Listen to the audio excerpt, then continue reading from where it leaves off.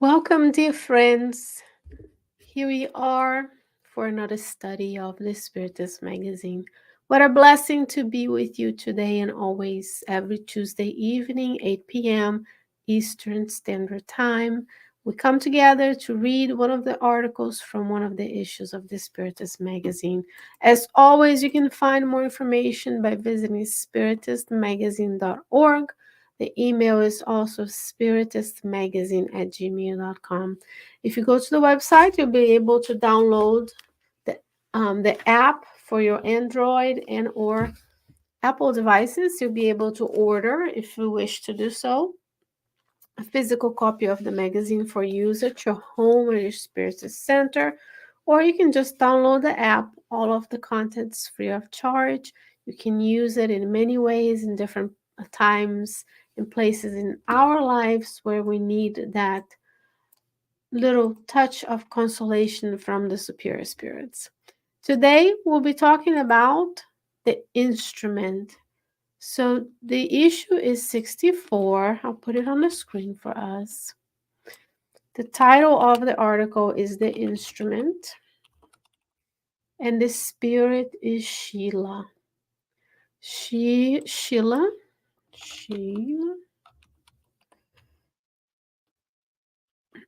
This message was psychographed by the spirit Xavier. So for those who get here after the fact, they can actually go to the website and find the different issues of the magazine. To make it very easy, I always, if you're listening to this live or Facebook, YouTube, or on demand, we share our screen.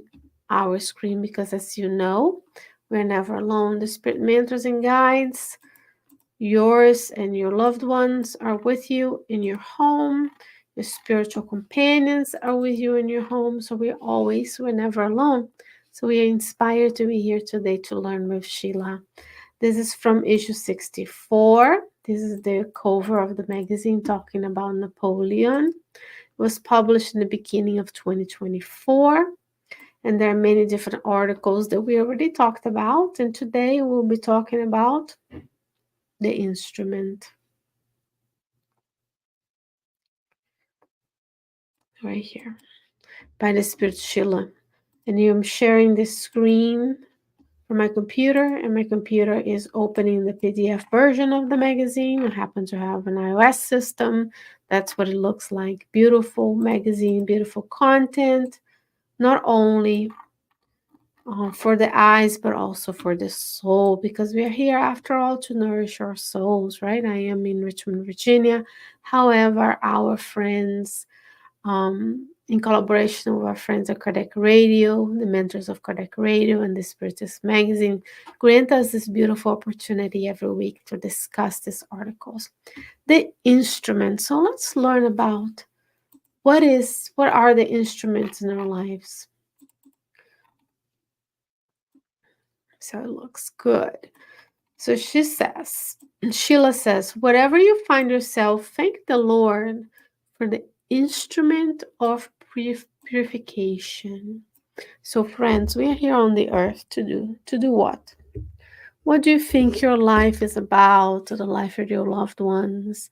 In a sense, we are here to purify ourselves, to cleanse ourselves of our low instincts and to grow. And how do we do that? We grow and we learn through interaction and relationship to one another, right? We're here to fulfill the law of society, for example. So we have these instruments of purifications in our lives, and she's saying, thank the Lord for them. Because we are spirits incarnated on the earth, therefore souls, incarnate souls here, sometimes the instruments of purification make our life more difficult in our limited point of view as an incarnate spirits with 80 years a little bit generous. Life expectancy in the US is about 74 to 76 years of age on average. So it's a very short amount of time compared to mortality, compared to the fact that we've been here many, many times. So, in our limited view as incarnate spirits, the instruments of purifications are make our lives more difficult, but we have to get a bigger view. Like if you're getting out of your body experience, where you see yourself, where you are, your house, your community, your neighborhood, your relationships at work. So let's zoom out and look at ourselves as part of the whole. And instruments of purification are necessary for our growth, from imperfect spirits to good spirits to superior spirits, and so on and so forth. She says, nobody lives without it. So everybody who is incarnate on the earth right now has their own instruments of purification. So let's ask ourselves this question. So what are yours instruments of purification? Because we think that only we have problems, but everybody will experience this in their lifetimes. You're saying here, Scheila, nobody lives without them. So that's the first lesson. So she will give us some examples. The husband, difficult to deal with. So do you have a husband who is difficult to deal with? Or are you the husband who is difficult to be dealt with? Beyond the unpleasant presence, wife. So someone who has a wife who is not pleasant in some way, shape, or form. Or are we the wives that are unpleasant in people's lives? Are we making people's lives harder or easier? Is a good way of putting it. There is the rebellious son. Further, the irresponsible daughter. So we are also sons and daughters of our parents, right? Because in this planet, we don't spontaneously generate, we exist because someone came and loaned their womb to us, their genetic material. And even if we don't know them, or we don't have it, we're not in touch with them in this life, or they discarnated on the spiritual realm, we owe this life to them. We honor them as the commandments tell us to do. Doesn't mean we're going to agree with everything they did, but they did the best they could with the resources they had at hand. So, are we the rebellious son? Are we the responsible daughters? Or it could be the rebellious daughter and the responsible son. It's all about how we make use of the time we have and the relationships we are involved with.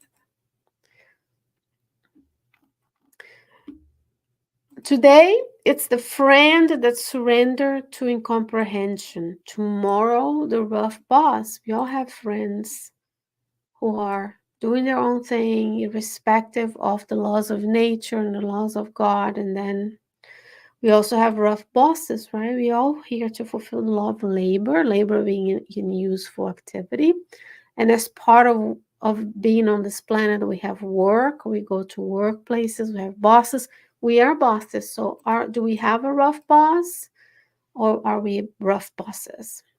Then there will be the distracted subordinates. So those are the people who are there to get a paycheck. They're distracted. Who is not distracted these days on our phones? We're not being super careful about what we are doing. Yes, friends, there are those on the earth who do this. But are we the distracted subordinates? So if we are, or the rough boss, or the friend that doesn't understand, or the responsible, rebellious children, the difficult husband, wife, unpleasant husband or wife, then we are the instrument of purification for others. Now, the companion that deserted, later, the opponent compelling you to affliction. We see some of these in our Spiritist movement, right? Some companions who come to know the importance of Spiritism, but they choose other routes, they desert the work. And most notably, we can talk about Valdo Vieira, who left Chico Xavier's work to proceed his own. How many more lifetimes he would need of to have this precious experience. So are we.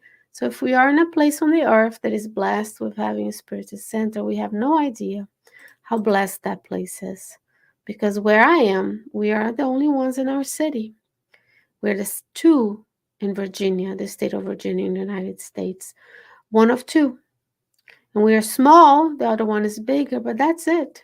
So if you are near a Spiritist center, whatever God put you on this planet, we have to renounce our material time, our pleasurable time, to do the work that we came here to do, which is spread the good news of Christ. And through that relationship, we grow, we learn, we serve others. So these are some of the examples, right? It talks about instruments of purification. We came here to be together. She says, make silence, take advantage of it, and go ahead. So she says, calm ourselves, the inner peace that allows us to hear the voice of our own thoughts, the inspiration from the good spirits to filter it out from the noise of modern living. We keep going even if we encounter those instruments of purification in our lives. So let's make a list. Make a list. I'll show you. I have the shopping list here that we kindly can use. Make a list. And if you have two, you make a list that's like this. On one side you put in the instruments of purification you have. This mine is going to look the same because the other side you put in, if you have a big piece of paper, you can use that way. Then you put in your role as an instrument of purification in the lives of others, because those are two separate actions, right? When we encounter someone or a circumstance that can be our instrument for purification, where we're getting better, we're improving, we're developing, then we can accept it, we can see in a different way, take a different route, and understand and be compassionate. Now, if we are the rough boss, the companion that deserted, the opponent who is causing affliction, the rebellious parent, the rebellious sons and daughters, the difficult wives and husbands, then we have to make that self-assessment and make a plan to move forward. So it's up to us to silence, take advantage, and we go ahead, we make amends, we make actions that will accept us. It says, the stone receives from the hammer that shatters it, the dignity with which it is done useful to the construction site. So you have a stone, and then you want to shape it, you want to be a sculptor, you want to shape it, or you put it on a construction of a house. It takes effort and repetition from that, the sculpture and the receiving of the blow from the stone. Metal owes the purity which it owns to the scorching crucible that mortars it. So in order to work with metal, sometimes we crush it, sometimes we melt it, we shape it into band and different forms, and then it can be useful. Or it can be more pure if you're purifying the elements presented on it. Do not forget that the body is the shrine of divine possibilities in which you temporarily take refuge to collect the lessons of progress. So the physical body that we have, the millions of spirits are currently waiting to reincarnate. So this body is a shrine of divine possibilities. In the book Living Spring, Emmanuel tells you and I that we have the gene, as in the DNA of divinity inside of us, meaning these possibilities of being a pure spirit are already inside of us, inscribed in our conscience as the divine laws that then we use to compare and contrast. So every time, this is in the first chapter of the part 3 of the Spirit's book, where it talks about every time I'm going to do something, think about something, take an action, I compare it with the divine laws to see if I'm fulfilling the law. If I'm fulfilling the law, I'm doing the good. If I'm not fulfilling the law, I'm doing evil. I'm preventing myself from growing. So inside of us is this possibilities, divine possibilities. And because God is encompassing, those divine possibilities are unlimited. Today we can choose to be an agent of goodness within the circles of influence that we have.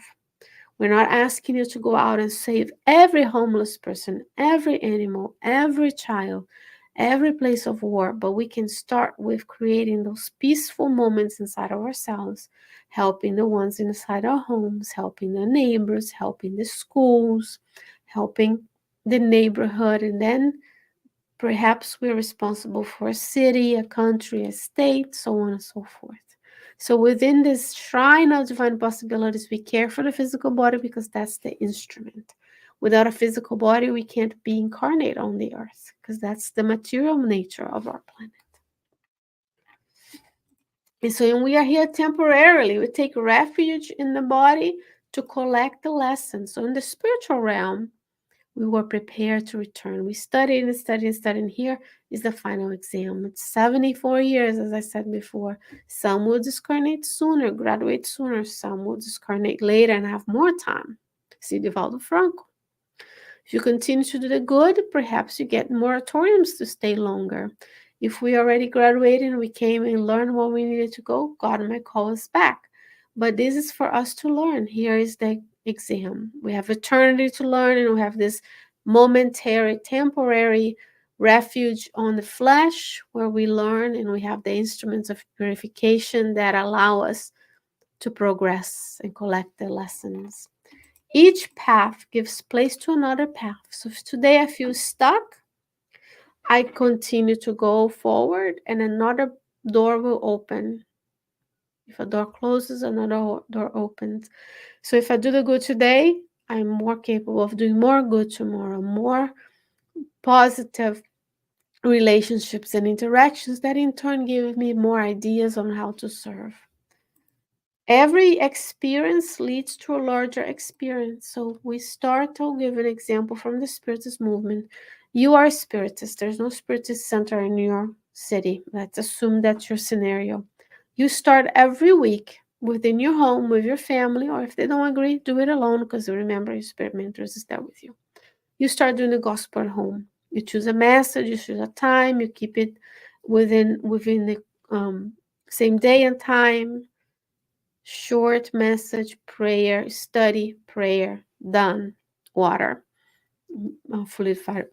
spiritually magnetized water.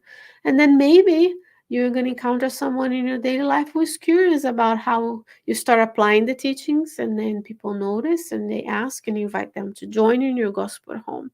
And then maybe you're inspired to find a library and rent a room, or a Unitarian church and rent a room. The Quakers, we used to rent from the Quakers before. We have a different headquarters now. So see, when you experience that togetherness, the formation of a spiritual cell on the earth, then God will grant you larger experiences that is now maintaining the Spiritist group. But it takes sacrifice, friend. It takes a lot of sacrifice, a lot of renunciation from what everything else people are doing who looks beautiful and majestic on Instagram, but the reality is very different because this show so much time we spend on the earth. We need to focus on goodness, not just experience for the sake of experience, but for service. Every struggle is a spiritual bread, and each pain is an impulse to the sublime ascension. So spiritual bread, every struggle equals nourishment of whole of our souls. Little by little, we learn to be resilient, we learn to improve, to be more compassionate, to be kinder, to be nicer to others. Therefore, let us learn to hoard the talents of life, not to hoard things, to use things, but to collect talents, empathy, compassion, solidarity, kindness, to be gentle, to be polite, friends. What happened to thank you? What happened to talking to people, to calling them? What happened to please? We need to restore it, these talents of life. Think of someone you love, how kind they are, how pleasant it is about them, and ask them, what are the talents of life you're hoarding? It's very different experience than meeting someone and talking about the weather or the game at the end of the week or how many stamps we got on our passports. We have to get the talents of life before it's too late and we arrive in the spiritual realm without having built those relationships. respecting the teachings that the world imposes on us. So those are teachings. When we are put in a certain place or a certain time that forces us to learn something, those are teachings. And what were teachings? Things we need to know. So we apply in our lives. So next time we don't do the same mistake, we don't say the same thing, we don't act the same way, we get a different, better result. In the certainty that between humility and work, we will reach one day the summit of eternal glory. How here is the blueprint. She's saying, embrace the instruments of purification. Because when we are humble to resign our hearts, to accept the designs of God in our lives, the circumstances we are in, not saying we don't plan to move and change and improve. That's all part of the law of progress. But we need to be humble and say, God, I'm here. Speak, your servant is listening. A Catholic friend of mine says when intuition reaches, God, speak to me. This your servant is listening. Apparently, that's paraphrasing from the Old Testament. We will one day reach the summits of eternal glory. That's what spirits like Jesus are, right? They are there in this divine worlds, taking care of a whole host of billions and billions of spirits in the human kingdom, billions and billions of animals in the animal kingdom, the plants, the rocks, the weather. Like can you imagine how hard it is to be the CEO of Earth? But that's what he is. He's the CEO, the CFO, the CSO, the spiritual officer of all of us. He is at the helm. He is in his divine eternal glory that he earned through different experiences before he even started to plan the formation of planet Earth. Now, this divine communion with God, he can bring us his love and his kindness, and we can learn and grow together. This is from the book Spiritist Ideal by several spirit authors through the medium Xavier. And here it is. I'm going to put it, the instrument. I hope you've enjoyed these teachings, dear friends. I hope you will feel inspired to visit spiritistmagazine.org, where you can find all of the issues of the magazine. This is issue 64. The article is The Instrument, and the spirit is Scheila. We thank Scheila for her words. We thank you for being here with us. We thank our mentors for granting us this inspiration and opportunity. And we thank God for the opportunity of being together to spread the good news of Spiritism all throughout the world. Wherever you are, be ready to serve. God is waiting for us to be his instruments of in whenever circumstances you find yourself. Be brave.